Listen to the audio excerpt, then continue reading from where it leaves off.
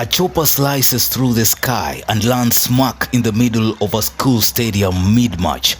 Panic, confusion, and a political storm. The man at the center, Cleophas Malala.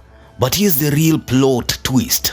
In Kenya, it's not about what you did, it's about who you are. Because when it comes to helicopters, Malala gets summoned, Kindiki gets applauded. Welcome to the airborne hypocrisy of Kenyan politics.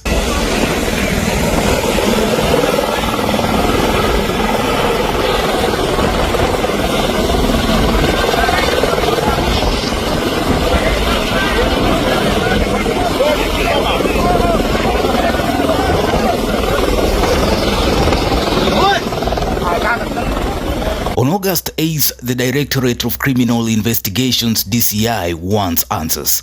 Cleophas Malala, former Kakamega senator and current deputy party leader of the Democratic for Citizens Party, has been summoned.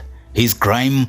Landing a helicopter in the middle of the Mumias Sports Complex during a high-stakes national secondary school football final between Musingu High and St. Joseph's Kitale. The chopper landed at halftime, unannounced, uninvited, and dangerously close to a crowd of unsuspecting students, teachers, and spectators. According to Western Region Police Commander Issa Muhammad, this act wasn't just reckless, it may have been criminal. The police are probing potential charges, endangering public safety, trespassing on public land, and violations of aviation regulations. Private chopper, a helicopter, descended and landed. Time, but the investigation is going on. We will deal with it. We will arrest. Definitely will go for Mahmoud made it clear. I call upon Malala to report to the DCI offices before Friday. If he fails, the law will take its course. He also warned that criminal charges await all involved, including the pilot. This isn't just about protocol. It's a clear message. The DCI is watching. Or is it? It was not an emergency landing, and it was not an accident. This was reckless, self-serving publicity, orchestrated by a unknown politician, Cleophas Malala, who sought nothing more than political mileage and personal glorification at the expense of the safety and well-being of our children and our citizens. Consequently, that was flagrant violation of Civil Aviation Rules and Civil Aviation Act 2013, Basic Education Act, Minister of Education Guidelines for Safety of Children, the Penal Code of the Republic of Kenya.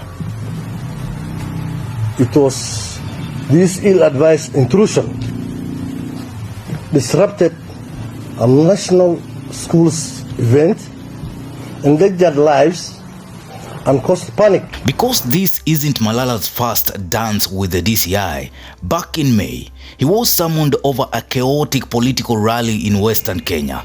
The altercation led to vehicles being impounded and accusations that he had prior knowledge of the unrest. And now, again, Malala is under the DCI's spotlight, in what many see as yet another attempt to corner a man who's quickly morphing into one of President Ruto's most vocal critics. That's right, the same man once aligned with UDA, now turning into a fierce thorn in the government's side. But let's talk about helicopters in Kenya, because here's the contradiction. Just 2 days ago in Dhiwa, youths dangerously mobbed helicopters, risking their lives in search of political handouts. No summons, no outrage, no press briefings from police.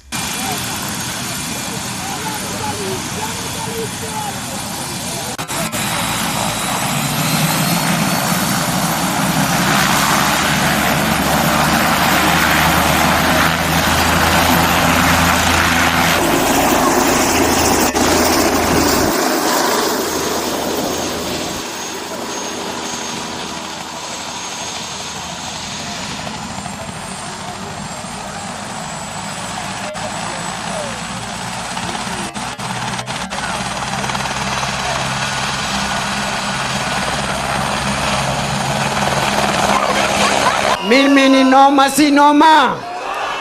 Mimi ni fire si fire.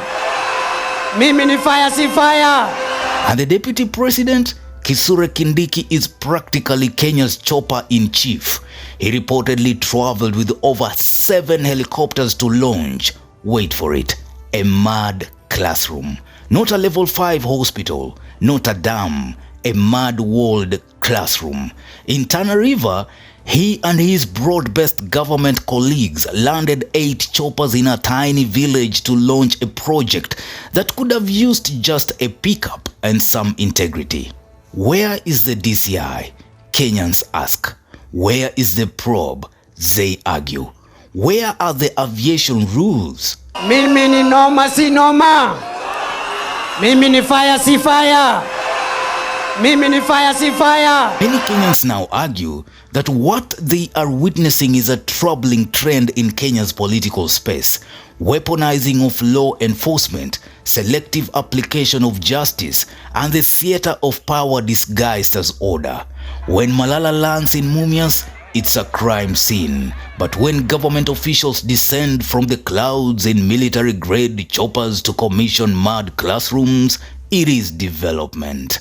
This disparity isn't just ironic, it's insulting, Kenyans say. This isn't about helicopters, Kenyans argue. It's about political bias, rule of law, and the slow erosion of public trust in Kenya's institutions. When enforcement is inconsistent, citizens learn one thing: power protects and powerlessness punishes. Malala's case must be investigated, absolutely, but so should all others. Selective justice isn't justice at all, pundits argue. The DCI must explain.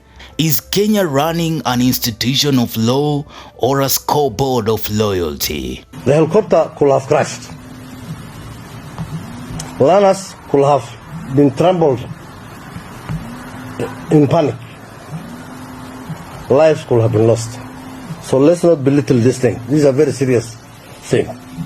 For endangering public safety, for creating a public nuisance, for trespass of a public land, and violation of aviation regulations. In the skies above Kenya, helicopters don't just fly. They tell stories, stories of status, privilege and political rank.